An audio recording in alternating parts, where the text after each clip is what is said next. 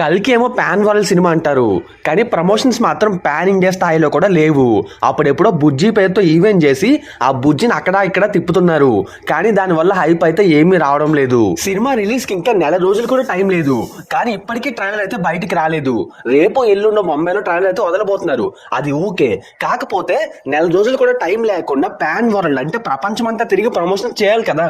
పోనీ ప్రపంచమంతా కాదు, కనీసం అక్కడ యుఎస్ లోనో జర్మనీలోనో కొంచెం ప్రమోషన్స్ చేస్తే మంచి కలెక్షన్స్ వస్తాయి. పైగా ఇంగ్లీష్ వర్షన్ కూడా ఇంటర్నేషనల్ గా రిలీజ్ అవబోతుంది, కానీ దాన్ని ఎవడో పట్టించుకోవట్లేదు. ఇంకా హిందీలో ప్రమోషన్స్ చేస్తారు ముంబై ఢిల్లీలో, ఓకే.